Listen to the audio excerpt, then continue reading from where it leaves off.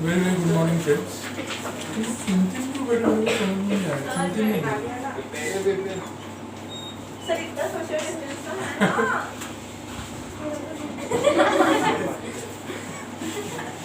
तुम्हारा डिस्टेंस किधर है? बहुत है सर, बहुत है। कल जाके कुछ सर हुआ। आया तो मैं यहाँ पे जंप कर दूँगी, टेंशन मत लो। तू होती है ना लेक्चर में तो ऑटोमेटिकली टेंशन आ जाती है। नहीं sir. I think so last lecture में हम लोगों ने social responsibility towards employ customer और कंप्लीट हो गया था। अब क्या था ना कि गर्ल्स का बैच अलग था, बॉयज़ का बैच अलग था। तो आई थिंक सो दोनों बैच में सेम हुआ है कि कुछ कम ज़्यादा हुआ है। सोशल रिस्पॉन्सिबिलिटी टूवर्ड्स हो गया बॉयज़ के बैच, और गर्ल्स के बैच में सिर्फ सोशल रिस्पॉन्सिबिलिटी टूवर्ड्स कस्टमर तक हुआ है, एम्प्लॉयज एंड कस्टमर।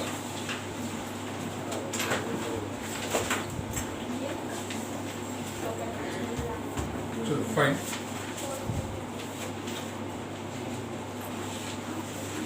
अब दोनों बैच में कुछ सेम हो ऐसा कुछ पढ़ते हैं, क्योंकि मैंने अभी वही पूछा।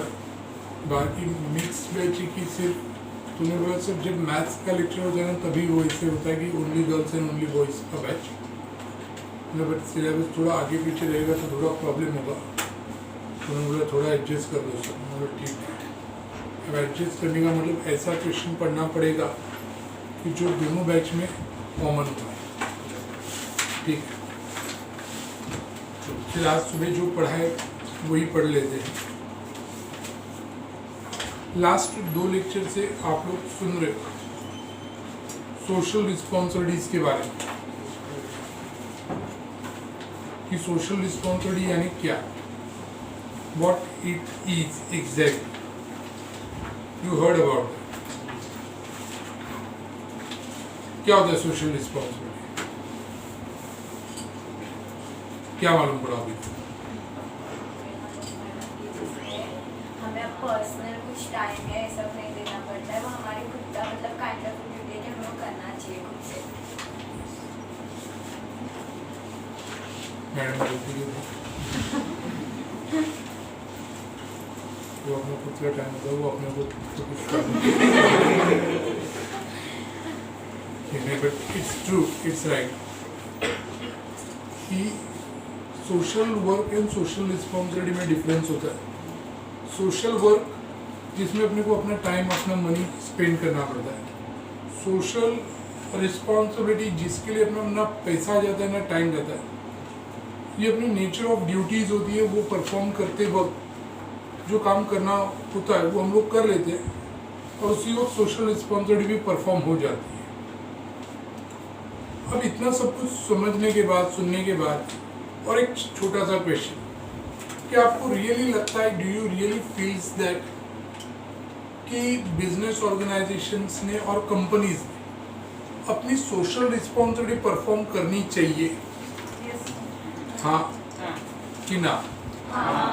हाँ। क्यों?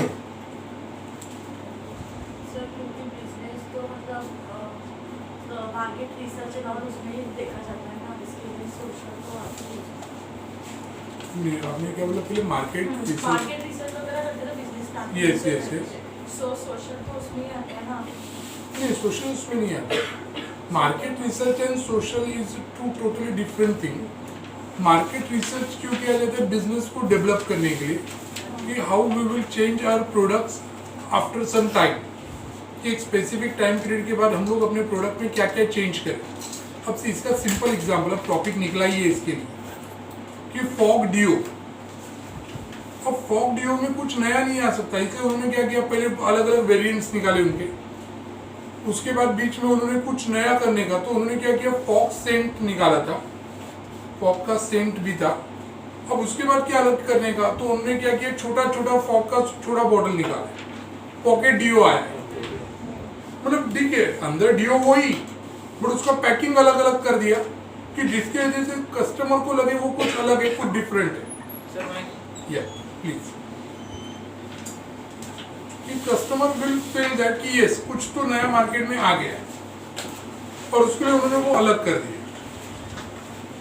पहले मिनट मेड पल्पी ऑरेंज पहले भी था, उसके बाद उन्होंने क्या किया, 1 लीटर का बॉक्स निकाला। अभी क्या किया, छोटा छोटा 20-20 रुपए का बॉटल लेके आते। कोल्ड ड्रिंक ले लो ना, कोल्ड ड्रिंक तो वही मिरिंडा, फैंटा, स्प्राइट, बट क्या करते हैं उसका पैकिंग बदलते, छोटे छोटे बॉटल्स वगैरह लेके आते। That's it. एप्पी फिज, अब उन्होंने एप्पी फिज का एक नया वर्जन निकाला, फ्रूट बियर। रेड कलर का एप्पी फिज जो आता है ना, मतलब मुझे लगा रेड कलर का एप्पी फिज मतलब कुछ चेंज किया रहेगा। मैंने एक बार ऐसे ही लास्ट 2-3 हफ्ते पहले ड्रिंक किया, तब रियलाइज हुआ अरे कुछ नहीं, ये लोग फ्रूट बियर बेचते हैं, कुछ अलग, कुछ नहीं, कुछ कस्टमर्स के लिए अलग। फ्रूट बियर पहले सिर्फ कहाँ पे मिलता था, सोडा पाव। पार्ले कंपनी ने सोचा अगर सोडा पाव वाला बेच का पैसा कमा रहा है तो मैं क्यों नहीं बेचूं। तो एप्पी फिज एप्पल फ्लेवर वाला वो ब्लैक कवर वाला होता है, रेड कवर वाला जो होता है दैट इज फ्रूट बियर। कुछ नया, कुछ अलग करते रहना चाहिए। तो मार्केट में आप लोग जिंदा हो, customer will purchase at least once कि चल ट्राई करके देखते। जैसे मैंने खरीदा, यार रेड वाला एप्पी क्या है, देखता हूँ तो हूँ अच्छा रहेगा टेस्ट में वगैरह, वैसे ही पीने के बाद रियलाइज हुआ कि अरे ये क्या लग रहा है, फ्रूट बियर जैसा है। देन रियलाइज नहीं, फ्रूट बियर जैसा है नहीं चाहिए, क्योंकि स्मेल भी बियर जैसा ही आता है। ठीक है, इट इज 0 अल्कोहलिक प्रोडक्ट, उसमें अल्कोहल नहीं है, but still that is market research. अब इसमें कहीं पे भी सोशल नहीं आए। हाँ, इसमें सोशल सिर्फ इतना ही बोल सकते हैं कि कस्टमर के लिए एक छोटी सी रिस्पॉन्सिबिलिटी। मेरा क्वेश्चन ये है कि why we want to perform social responsibility related with all groups, कि हमें सभी ग्रुप से सोशल रिस्पॉन्सिबिलिटी क्यों परफॉर्म करना चाहिए। उसकी वजह से कोई प्रॉब्लम ना, अगर कोई बिग पर्सन अपना रिस्पॉन्सिबिलिटी नहीं कर रहा है तो सबको प्रॉब्लम्स हो सकती है उसकी वजह से। एग्जैक्टली प्रॉब्लम ना हो, सब लोग सेटिस्फाइड रहे, सब लोगों को प्रॉपर सभी बातें मिले, ये होना चाहिए। और यही क्वेश्चन का आंसर अभी हमें पढ़ना है, क्योंकि ये तो एक एक रीजन है, एक रीजन नहीं हो सकता इसका, बहुत सारे रीजन है, there are so many reasons. तो वो सब रीजंस कौन से क्वेश्चन में लिखा हुआ है, 6.2 आगे आ गए, इधर बैठो तुम। हाँ, तुम लोग उधर बीच में बैठ रहे, महिलाओं ने वो बेंच खाली रखा है।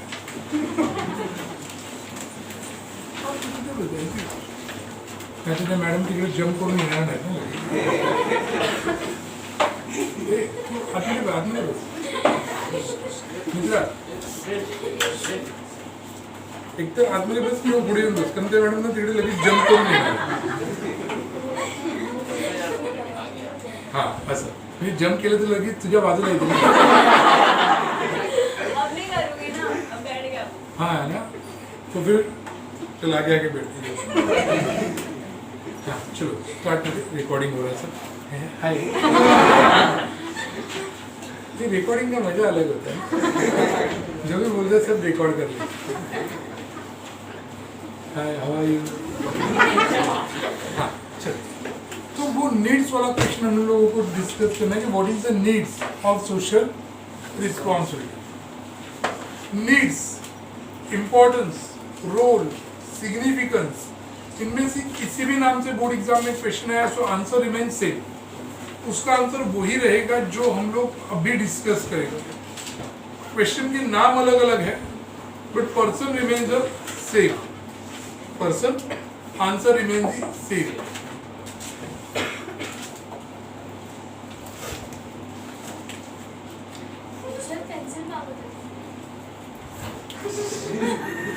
हे पण सगळं रेकॉर्ड होत राहणार, मी असं काय करणार, प्लीज ना।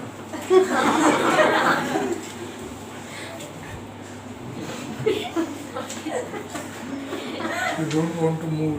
हाँ, कैमरा गिर गया तो कैमरा में दिखा गया क्या, गौरव सर गिर गया।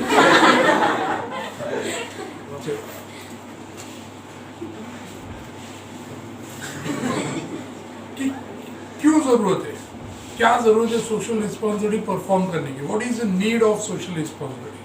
तो व्हाट इज द नीड का ही आंसर उन्होंने इस क्वेश्चन में लिख के दिया, जो अभी हम लोग वन बाय वन डिस्कस करेंगे। पहला तो लिखा है एक्सपेक्टेशन ऑफ सोसाइटी, कि सोसाइटी के ना एक्सपेक्टेशंस होते हैं। आप में से कोई क्रिश्चियन?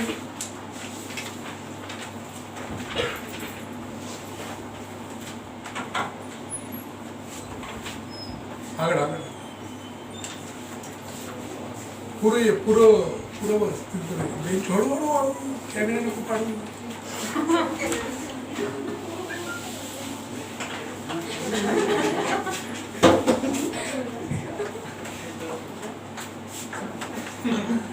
अपना साइलेंट पे रख कर लिए.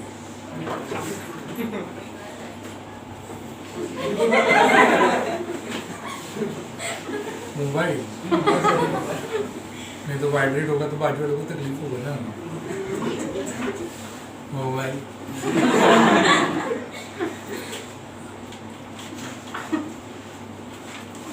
Expectation of society. I don't know about you, मैं जब आपके एज में था ना, मतलब 11-12 स्टैंडर्ड में, तो तभी हम लोग मतलब तभी का लाइफ मतलब नियर बाय आज से 20 साल पहले वाला लाइफ. ये 2020 में बराबर 2001-2002 इस साल में मैं 12th स्टैंडर्ड में था. और उस वक्त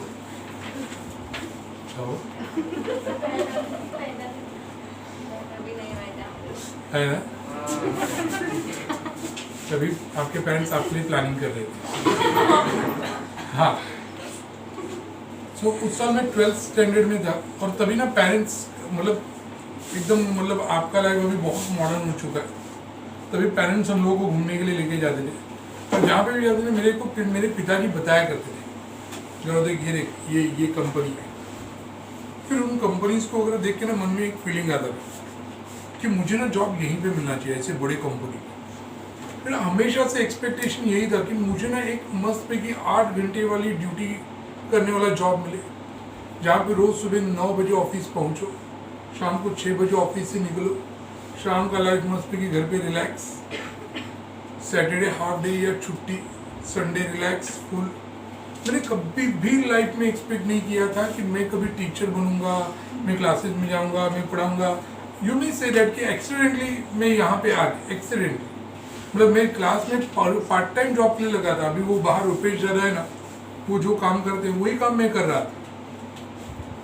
वहाँ पे क्या ओसीएम की टीचर क्या बीमार पड़ गई, उन्हें गले का कैंसर के सिम्टम्स क्या दिखा है, फिर अचानक टीचर कहाँ से लाने का. तो उससे पहले मेरा काम क्या होता था कि अकाउंट्स में 12th में था, FYGC के जो बच्चे थे वो बच्चे लेट एडमिशन होते थे, उन्हें स्टार्टिंग का थोड़ा क्लियर करके बताने का. अब जैसे कि सिर्फ जस्ट एग्जाम्पल दे रहा हूँ, अब ये मैडम लेट ज्वाइन हुई है तो इनके पहले वाले लेक्चर्स मिस हो गए इस चैप्टर के. तो फिर वो क्लास के जो मालिक थे ना, मतलब आपने देखा है मैट भी उन्हें, प्रशांत सर अकाउंट्स पढ़ाते ना, अकाउंट पढ़ाने में प्रशांत सर, उनका खुद का क्लास था तभी. तो उन्होंने मुझे क्या बोला, गौरव एक काम करिए, लेट स्टूडेंट थे, इन्हें पहले वाला वो जर्नल एंट्री का वगैरह सब एक्सप्लेन कर और बाद में लेक्चर में भेजिए. करता था. बाद में सर ने उनसे पूछा, उसने क्या बताया, समझ में आया क्या? बोला सर बहुत अच्छा समझाया sir. So they realise that कि अरे ये एक्सप्लेन कर पाता है. और जब वो ओसी के टीचर का इशू हुआ तो उन्होंने मुझे बोला, गौरव चल तू ओसी पढ़ाएगा क्या? मैं मजाक कर रहे कैसे? अरे सच्ची ओसी पढ़ाएगा, चल तो ओसी में पढ़ाना स्टार्ट. सर में पक्का. हाँ, फिर उन्होंने मुझे प्रॉपर ट्रेन किया कि क्या बोलने का, कैसे बोलने का, स्टूडेंट को के सामने कैसे जाने का, कैसे. वरना मेरा कभी शर्ट इन होता ही नहीं था. मेरा शर्ट हमेशा बाहर होता था, एक पार्ट थोड़ा सा अंदर ऐसे डालने का, बाकी पूरा शर्ट बाहर, एक बटन यहाँ से खुला, ऐसे ही में रहता. एक जानवर से प्रॉपर इंसान बनाने का काम वो प्रशांत सर ने किया. और उसके बाद एक बार जब मैं वहाँ पे थोड़ा थोड़ा लेक्चर लेने लगा तो मिलिंद सर करके जो साई समर्थ क्लासेस के मालिक है, उन्होंने मुझे फुल फ्लेज चांस दिया. Even I am the student of Shetty sir. Shetty sir वहाँ पे पढ़ाने के लिए आते थे उस क्लास में, FY BCom, SY BCom, TY BCom को अकाउंट्स.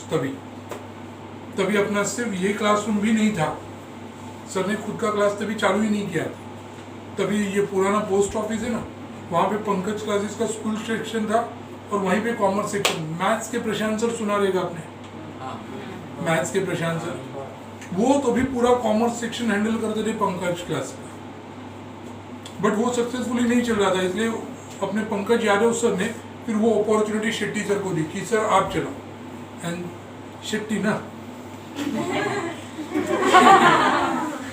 ही ग्रैब्ड फुल अपॉर्चुनिटी, और उन्होंने आज इतनी बड़ी पंकज क्लासेस कॉमर्स सेक्शन का ब्रांच बना लिया है।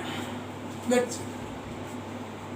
आई mean to suggest you that कि ये सब एक्सपेक्टेशंस की बात है कि मेरा एक्सपेक्टेशन क्या था कि मुझे कंपनीज में जॉब मिलना चाहिए, मुझे यहाँ पे जॉब मिलना चाहिए। आई थिंक सो आप लोगों में से भी मैक्सिमम लोग यहाँ पे इसीलिए बैठे कि they want to get a good job, नहीं चाहिए? महिलाएं तो ये सोच के बैठी रहेंगी कि सर अच्छा कमाने वाला पति मिलना चाहिए। हाँ नहीं, फिर क्या पत्नी? नहीं नहीं नहीं नहीं सर, हम लोग अपने पैरों के ऊपर खड़े होंगे, हम लोग खुद कमाएंगे, पति को घर पे बिठाएंगे। और सच्ची बोलो, ये कोरोना में यही ज्यादा हुआ है। आपके सामने लाइव एग्जाम्पल, लेक्चर्स नहीं थे, वाइफ का जॉब तो चालू था, वो ऑफिस जाती थी, मैं घर पे।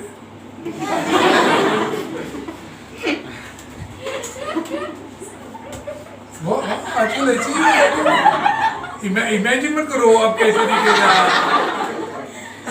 बट आजकल का लाइफ ऐसे ही बन गया है कि बहुत सारी जगह पे लेडीज लोग अच्छे कंडीशन में होती हैं, अच्छे जॉब में होती है, और हस्बैंड लोग घर पे यही काम करते हैं। मतलब आजकल का सिनेरियो उल्टा हो गया आजकल की जनरेशन में, कि आजकल की जनरेशन ऐसी वो लड़की देखती है कि वो अच्छी जॉब पे हो, या उसका पप्पा ऐसे लड़के देखते। अरे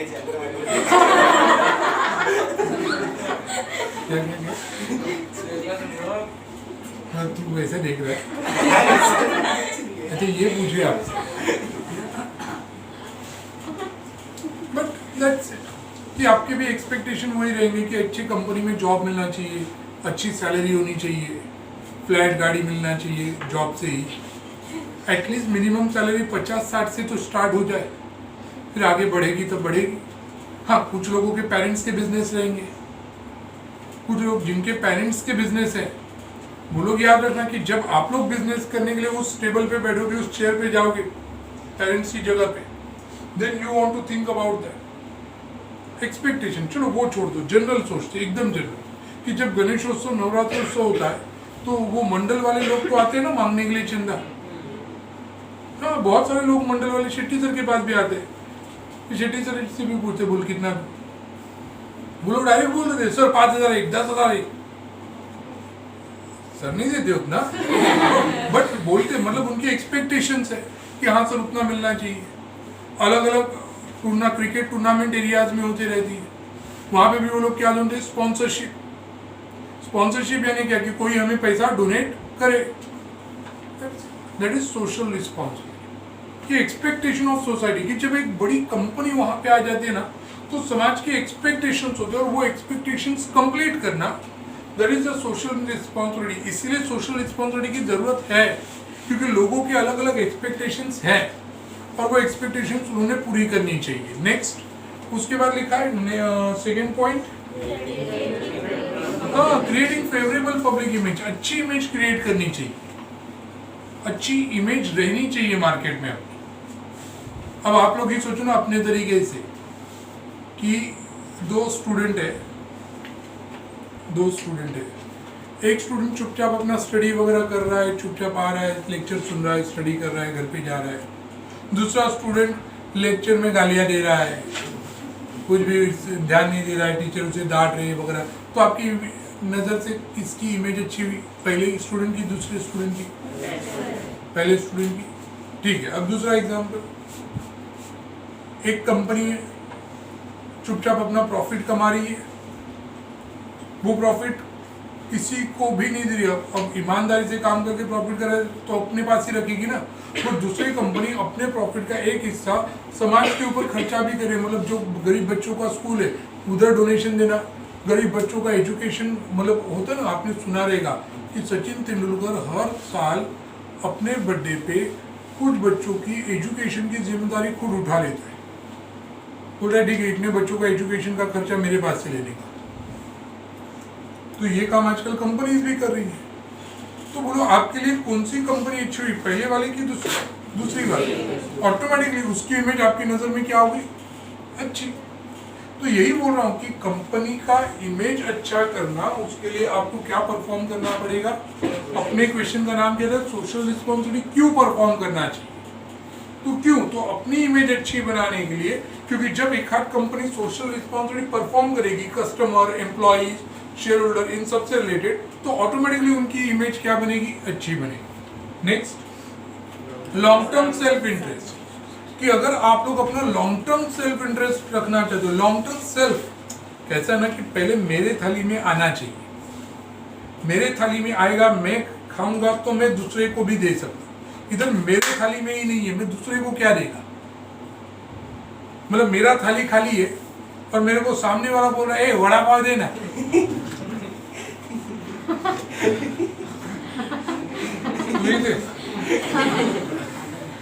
क्योंकि मेरे पास ही नहीं है तो मैं कहां से दूंगा? यानी अगर मेरे पास होगा, अब मेरे पास होगा means I want to earn the good profit. जब मैं अच्छा प्रॉफिट कमाऊंगा तो, बट मुझे अच्छा प्रॉफिट कमाने के लिए मेरे साथ जो लोग हैं मुझे उनका भी ख्याल रखना चाहिए, मुझे उनके साथ सही बिहेव करना चाहिए। अब मेरे साथ कौन है? मेरे साथ मेरा शेयर होल्डर है, मेरे साथ एम्प्लॉई है, मेरा कस्टमर्स है, मेरा गवर्नमेंट है, इन्वेस्टर्स है, ये सब लोग हैं।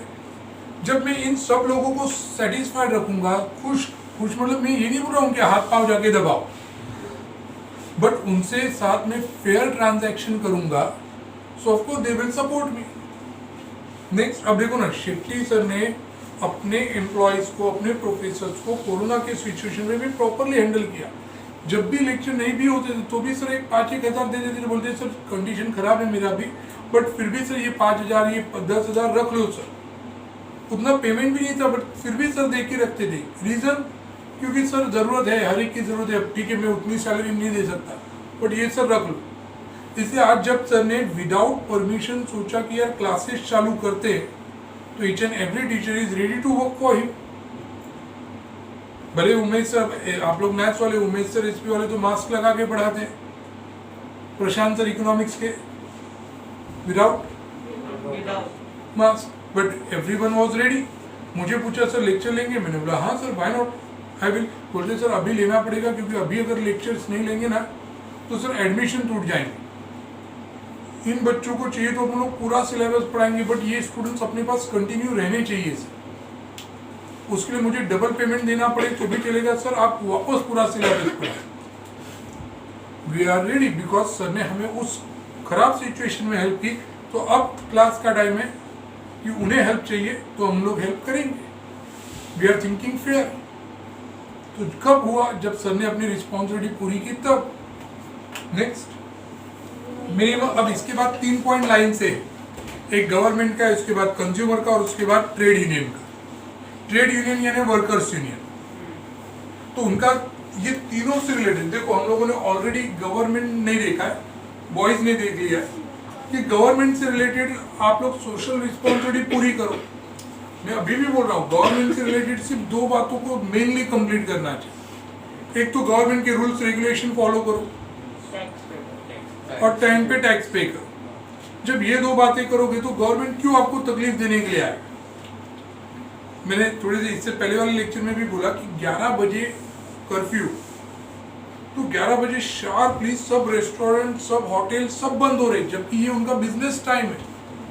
25 दिसंबर से लेके 5 जनवरी तक उनका फुल होटल वगैरह बिजनेस चलता है, but still they are following that norms. मतलब गवर्नमेंट ने रूल निकाला ना, सो दे बिलीव दैट कि ये हमारी ड्यूटी है, क्योंकि हमारे पास वर्कर्स काम कर रहे हैं, उन्हें भी टाइम पे घर पे, तो लोग शार्पली बंद कर देते, शार्पली सब टाइम पे। दैट इज सोशल रिस्पॉन्सिबिलिटी कि अपने एम्प्लॉय को तकलीफ ना हो। गवर्नमेंट के रूल्स भी फॉलो हो गए, टाइम पे टैक्सेस भी करेंगे। जब यही सब बातें करेंगे तो ऑटोमेटिकली गवर्नमेंट का प्रेशर आपके ऊपर कम आएगा। उसके बाद कंज्यूमर मूवमेंट का प्रेशर बोला है। अब कंज्यूमर, सिंपल कंज्यूमर को आप लोग बेस्ट क्वालिटी प्रोडक्ट, हम लोगों ने पूरा सोशल रिस्पॉन्सिबिलिटी देख लिया, बेस्ट क्वालिटी प्रोडक्ट दे रहे, कंज्यूमर सेफ्टी चेक करे, मार्केट में गुड्स अवेलेबल रख रहे, कंज्यूमर का अगर कोई प्रॉब्लम है तो वो भी सॉल्व करे, तो क्यों कंज्यूमर कोर्ट में जाएगा? क्या जरूरत है उसे, क्या कोई काम धंधा नहीं, आज कंटाला आ गया चलो कोर्ट में जाते, ऐसे नहीं। इसलिए सोशल रिस्पॉन्सिबिलिटी पूरी करो, कंज्यूमर मूवमेंट का भी प्रेशर कम आएगा। अच्छा, ट्रेड यूनियन, इसलिए पहले ही पॉइंट के पहली लाइन पे लिख के दिया है वहां पे कि trade union are working for workers, interest of workers. अगर आप वर्कर्स को सेटिस्फाइड रखोगे तो वर्कर लोग क्यों स्ट्राइक करेंगे? काय के लिए? उन्होंने उसमें लिखा इंडस्ट्रियल पीस, कि वर्कर्स लोगों का, यूनियन लोगों का काम है कि इंडस्ट्री में पीस बनाए रखना, शांतिपूर्ण व्यवहार तरीके से काम होना चाहिए। अगर वर्कर्स स्ट्राइक नहीं करेंगे, आंदोलन नहीं करेंगे तो ऑटोमेटिकली अच्छे तरीके से काम होगा। तो इसलिए उनकी रिस्पॉन्सिबिलिटी पूरी करनी चाहिए। क्यों का आंसर दे रहे हैं हम लोग, क्यों? तो इन सब के लिए हमें सोशल रिस्पॉन्सिबिलिटी परफॉर्म करना चाहिए। उसके बाद लिखा है optimum utilisation of resources. Optimum यानी जितना चाहिए उतना, इनफ रिसोर्सेज। यही FYGC का बच्चा मेरे सामने बैठा होता तो मैं उससे बोलता मैक्सिमम, बट अभी मैं मैक्सिमम नहीं बोलूंगा। Now I am saying that enough, जितना चाहिए उतना। मतलब ना एक्स्ट्राऑर्डिनरी यूज करो ना कम यूज करो। कम यूज करोगे तो प्रोडक्शन प्रॉपर नहीं होगा, और टू मच यूज करोगे तो वेस्टेज ऑफ रिसोर्सेज। तो जितना चाहिए उतना ही यूज करो, बिकॉज नेचुरल रिसोर्सेज स्केयर्स है। उसमें एक वर्ड है, इससे पहले वाले बैच में भी मुझे एक स्टूडेंट ने पूछा था, स्केयर्स। स्केयर्स यानी कमी, कमतरता, कि रिसोर्सेज की कमी है, पानी की कमी है, इलेक्ट्रिसिटी की कमी है अपने देश में। इसलिए तो बहुत सारे एरियाज में लोड शेडिंग होता है। वेडनेसडे को शादी में गया था विराट, क्योंकि एकदम क्लोज रिलेटिव्स की शादी थी। गांव में हम लोगों का एक ही घर है, उस घर में से ही मेरा एक भाई है, उसकी बेटी की शादी थी। अब मंगनी थी तभी तो नहीं गया, क्योंकि मंगनी डोंबिवली में थी।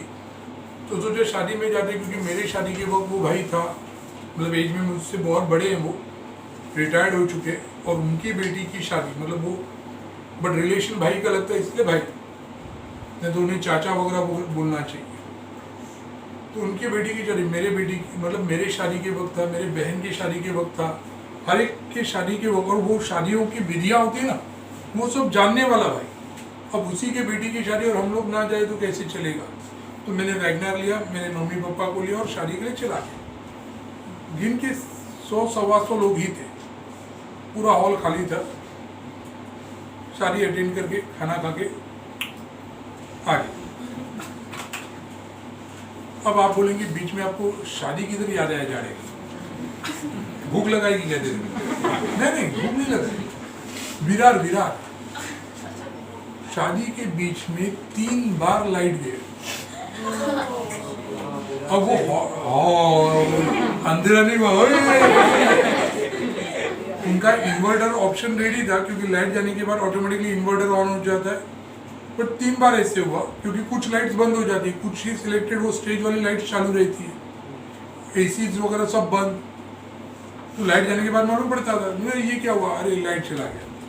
मतलब विरार जो आज मुंबई से इतना क्लोज सिटी है, वहाँ पे आज भी ये इशू चल रहा है। गाँव की बात ही अलग है, विलेजेस की तो बात ही अलग है, जहाँ पे बहुत मतलब 6-6, 7-7 घंटा लोड शेडिंग चलता है। और लोड शेडिंग चल रहा है, इसका मतलब अपने देश में इलेक्ट्रिसिटी की कमी है, तो वो कंप्लीट करना चाहिए। जब कोरोना वगैरह आया था तो वो PPE किट जो वो लोग पहनते उसकी कमी थी। फाइनली नहीं, हाँ वो हम लोगों ने ज़्यादा बनाया, बराबर बोला मैडम ने, मतलब मैडम ने बोला बहुत सारा किट हम लोगों ने अभी बना लिया। यस, नहीं किसने वो मैं नहीं बताऊँ, जिसको बोला उसको समझ में आ गया। हाँ लेकिन पार्टी व्यक्ति काय अजी, हाँ सो दैट कि अभी PPE किट की कमी नहीं है। अभी हर एक हेल्थ वर्कर मतलब हॉस्पिटल में काम करने वाले वार्ड बॉय से लेके सब लोग वो PPE किट पहन के ही काम करते हैं। इट्स फाइन, होना भी चाहिए। पहले कमी थी, अभी नहीं है, तो कमी से बाहर आना चाहिए, और अगर वो कमी है तो उसका प्रॉपर यूज होना चाहिए। उसके बाद लिखा है principal of trusteeship. Principle of trusteeship ये महात्मा गांधी जी का स्टेटमेंट है। महात्मा गांधी जी ने सजेस्ट किया था कि business organisations are the trustee of the society. अब ट्रस्टी लोगों का काम क्या होता है? कॉलेज के ट्रस्टीज होते हैं, ट्रस्टीज लोग क्या देखते हैं कि वो कॉलेज प्रॉपरली चल रहा है कि नहीं, प्रॉपर मैनेज हो रहा है कि नहीं, कि यहाँ पे कुछ कम है क्या, स्टूडेंट को कुछ तकलीफ है क्या, कुछ हमें प्रोवाइड करना है, तो वो सब बातें प्रोवाइड करते हैं। तो यही बिजनेस ऑर्गेनाइजेशन का काम है। रतन टाटा जी ने देखा कि पूरे मुंबई में ना कैंसर के ऊपर इलाज करने वाला एक भी हॉस्पिटल नहीं था, एक भी हॉस्पिटल नहीं था उस समय।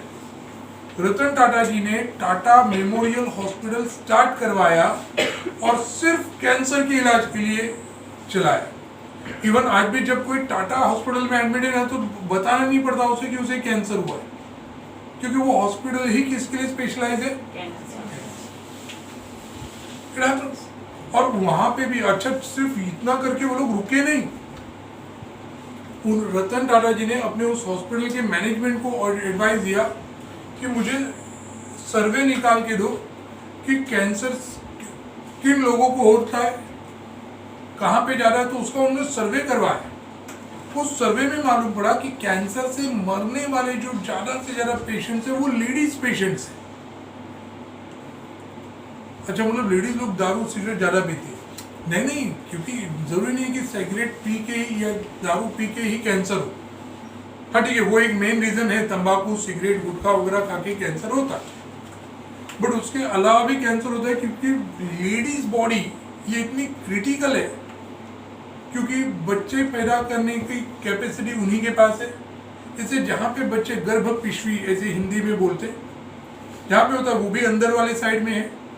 पूरा उनका जो सिस्टम है बच्चे पैदा करने का अंदर है, और अंदर ऐसे किसी भी पार्ट में अगर कुछ इन्फेक्शन हो गया, यूट्रस बोलते हैं उसे इंग्लिश में, इन्फेक्शन हो गया तो पूरा सीधा कैंसर और फिर बाकी के पार्ट्स को अफेक्ट हो जाता है। इससे मेरी 2-3 चाचियाँ ऐसी ही मरी जस्ट बिकॉज ऑफ कैंसर।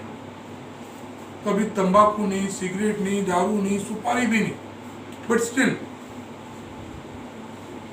ये पूरी लेडीज बॉडी सिस्टम क्रिटिकल है। और कहते हैं ना कि कुछ हुआ तो डायरेक्ट बॉडी को फाड़ के ही ऑपरेशन करना पड़ता है। और उसकी वजह से, क्योंकि मुझे याद है मेरे एक टीचर, मेरे साथ टीचर पढ़ाते, उनके वाइफ को उस थैली को कैंसर हुआ जहाँ पे बच्चे पैदा होते, निकाल लेनी पड़ी। आज उन्हें बच्चे नहीं, ज़्यादा से ज़्यादा क्या एडॉप्ट कर सकते हैं।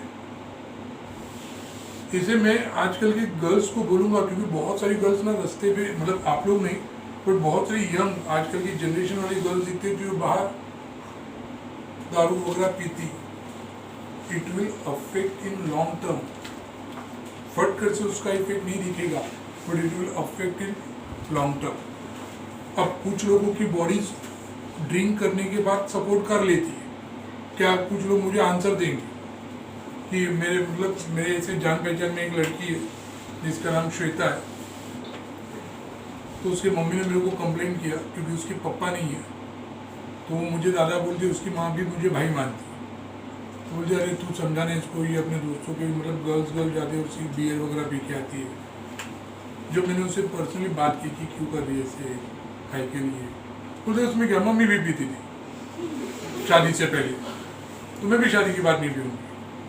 और मैं तो क्या रोज पी के ऐसी गिरती नहीं हूँ दादा, कभी दोस्तों के साथ साल में 1-2 बार पार्टी करने के लिए जाती हूँ तभी ड्रिंक करती हूँ, पर फिर भी नहीं करना चाहिए। काहे के लिए? आगे जाके तकलीफ होगा, बच्चे वगैरह होते वक्त वगैरह, तो नहीं समझी तभी। बोले क्या मैं तो हुई ना मम्मी को, तो क्या हुआ?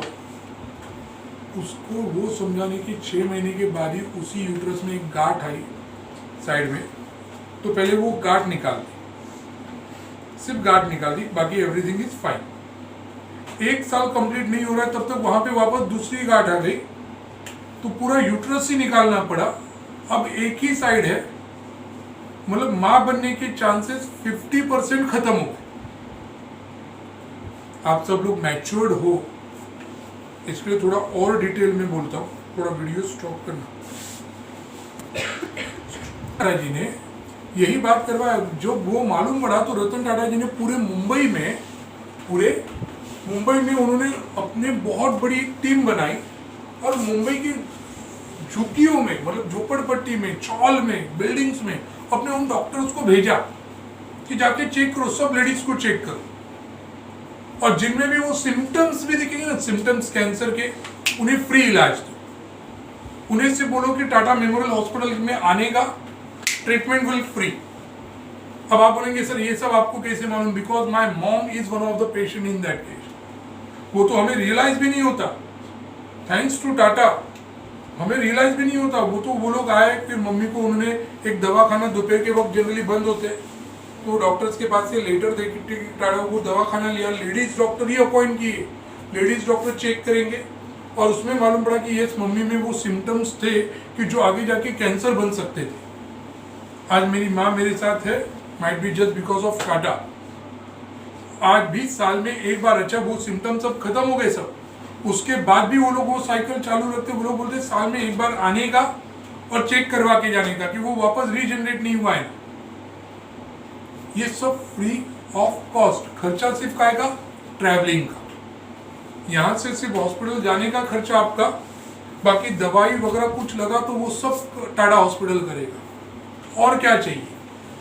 That is principle of trusteeship, principle of trusteeship. Next, help to government. हाँ, गवर्नमेंट को हेल्प करना चाहिए टाइम टू टाइम।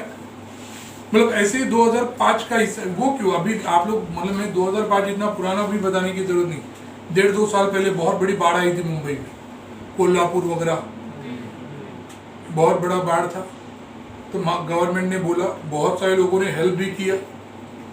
वैसी ही बाढ़ 2005 में आई थी मुंबई में। विलासराव देशमुख, रितेश देशमुख जी के पापा, वो उस वक्त मुख्यमंत्री थे और उस वक्त ना उन्होंने, और पूरे महाराष्ट्र की हालत खराब थी, उन्होंने बोला कि जिनको भी हो सकता है प्लीज हेल्प करो। मुकेश अंबानी नेक्स्ट डे 5 करोड़ का चेक लेके उनके पास गए थे। विलासराव देशमुख जी ने बोला नहीं चाहिए, 5 करोड़ देके आप अपनी रिस्पॉन्सिबिलिटी मत खत्म करो। तो उन्होंने बोला फिर मैं क्या करूँगा? बोले एक काम करो, जो काम हम लोग करेंगे वो आप लोग करो। ये 5 करोड़ आप गवर्नमेंट की तिजोरी में देंगे, उसमें से कितना लोगों तक पहुंचेगा ये नहीं मालूम। तो उससे एक काम करो, आप कोई 2-3 गांव अडॉप्ट कर लो और वहां पे जो भी बाढ़ की वजह से खराब हो गया है, मिट चुका है, वो उन्हें वापस क्रिएट करके दे दो। Mukesh Ambani accepted that challenge. उन्होंने कोंकण के पास खेड़ वगैरह एरिया है, वहां पे 2 गांव अडॉप्ट किए और वहां के लोगों के घर जिनके बह गए उन्हें प्रॉपर घर बना के दिए। हर घर के बाहर, जो घर नहीं भी पाए, हर घर के बाहर संडास बाथरूम बना के दिया। जहां पे कुआं है वहां से पानी का मोटर बिठा के पानी की लाइन से गवर्नमेंट को सिर्फ बोला इलेक्ट्रिसिटी कनेक्शन आप दो। स्कूल की बिल्डिंग सिर्फ 2-3 रूम की थी, उन्हें प्रॉपर 7-8 रूम की 1+1 स्कूल की बिल्डिंग बना के दी।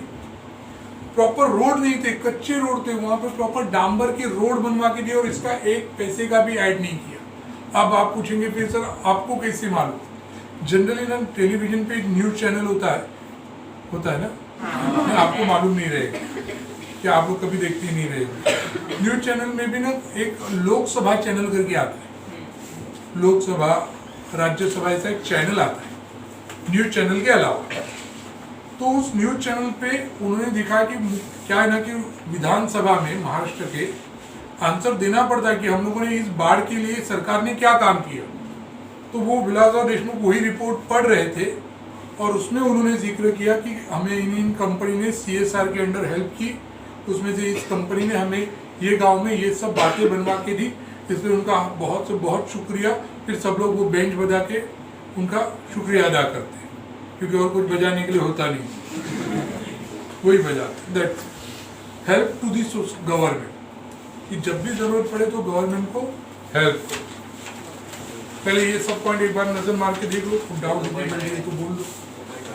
कौन सा? हाँ, हुआ ना एयर पोल्यूशन, वाटर पोल्यूशन बोला ना,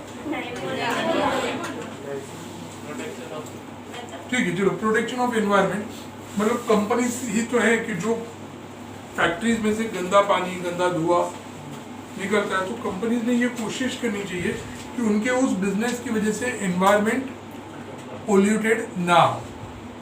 that is protection of environment. और कौन सा? मालूम है, फेंक के दे।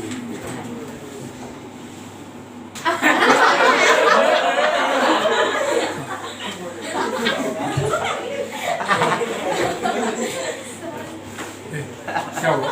यस मैम, ये बोल रही है। हाँ या मेल्याने हलवलं ना कॅमेरा हलवला हा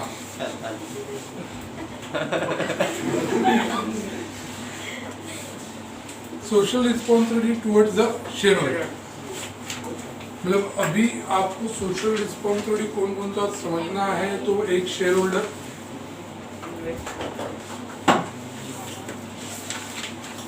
इन्वेस्टर, सोसाइटी और गर्ल्स के लिए गवर्नमेंट भी कौन सा कंप्लीट हुआ है। एम्प्लॉय एंड कंज्यूमर, कंज्यूमर बोले या कस्टमर, ये सब सोशल रिस्पॉन्सिबिलिटीज आपको देखनी है। इसमें से 1 2 3 4 5 ये 5 क्वेश्चंस आपके लिए इंपॉर्टेंट है। बोर्ड एग्जाम के लिए पढ़ के जाना तो ये 5 क्वेश्चन प्रॉपरली पढ़ के जाओ, समझो और उसे अपने मर्जी से बिंदास लिख किया, कोई रट्टा वगैरह मारने की जरूरत नहीं। अब इसमें से हम लोग ये क्वेश्चन पढ़ने जा रहे हैं, that is social responsibility towards share holder. Social responsibility towards share holder, share holder bracket में लिखा है, इनटू ब्रैकेट ओनर। क्यों? क्योंकि अब मैथ स्टूडेंट्स हो, अनपढ़ हो थोड़े, क्योंकि शेयर्स के टाइप्स, उसकी प्रोसीजर्स, ये सब आपको नहीं मालूम, इसके लिए अनपढ़ बोला।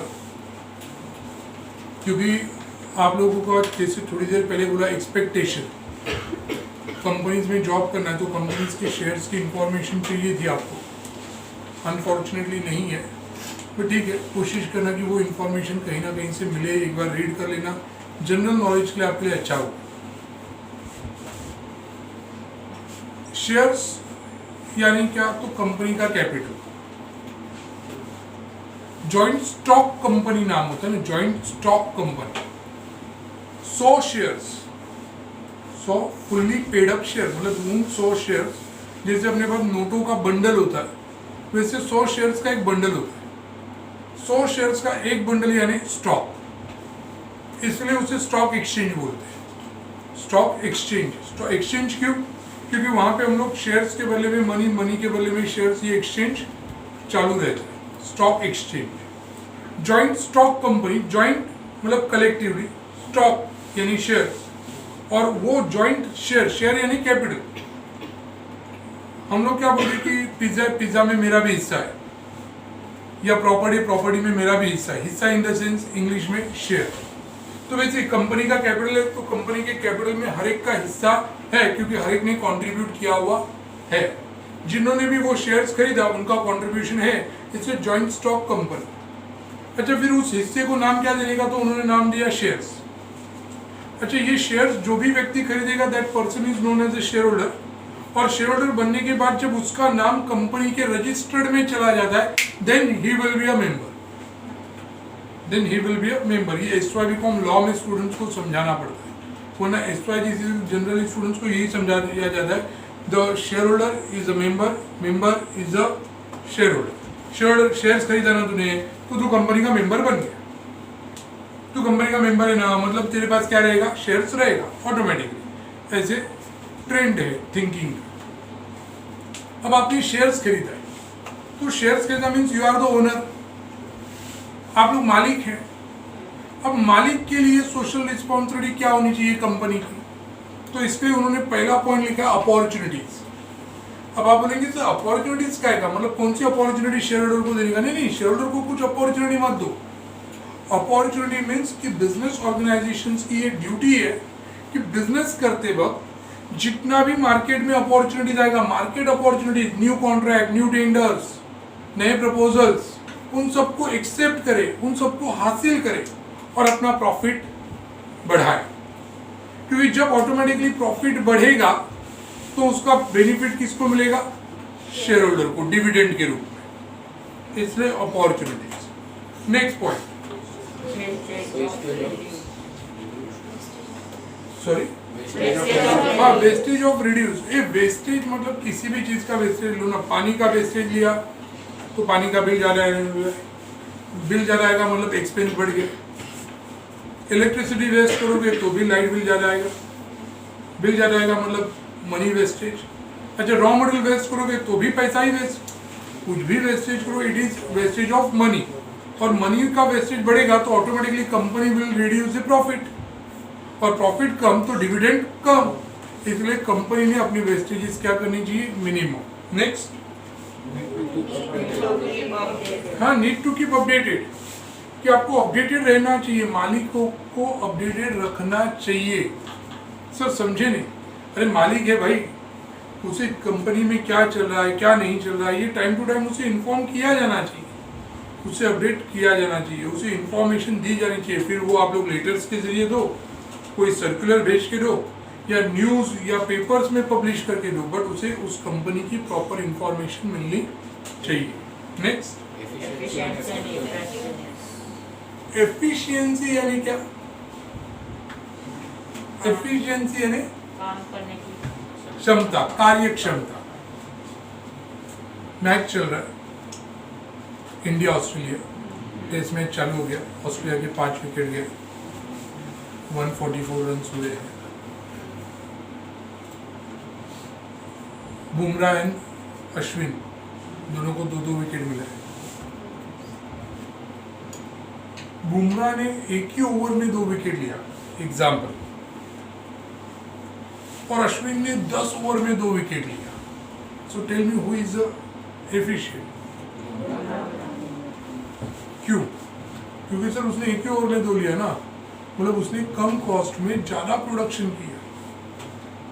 एफिशिएंसी का मीनिंग कि जब आप लोग कम कॉस्ट में ज्यादा प्रोडक्शन करते हो तो that is called as efficient. आप लोग भी एफिशिएंट होते हो कब? बोर्ड एग्जाम होता है तब। हाँ, अभी पेरेंट्स बोलेंगे पढ़ाई के लिए बैठ है? अभी 2 घंटे बैठेंगे तो भी एक क्वेश्चन नहीं होगा, क्योंकि इससे पेरेंट्स को दिखाने के लिए पढ़ाई के लिए बैठे, सामने बुक तो है बट ध्यान नहीं, पेरेंट्स है तब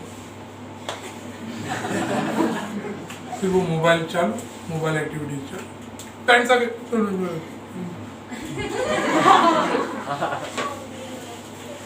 बट यही जस्ट इमेजिन, अभी 2 घंटे बैठने के बाद एक क्वेश्चन नहीं होता, ये एक प्रॉब्लम सॉल्व नहीं होता, बट यही जस्ट बिफोर, कल बोर्ड एग्जाम है और आज स्टडी कर रहे, पूरा बुक पढ़ के हो जाता।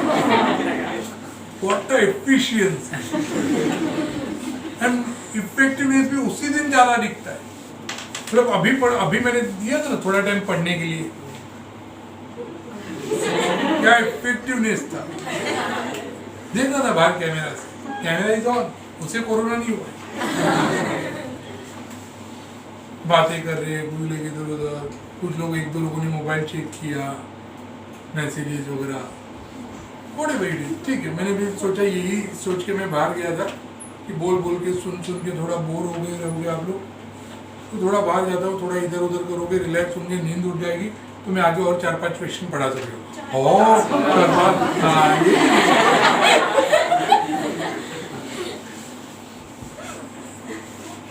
तुम तो पढ़ लो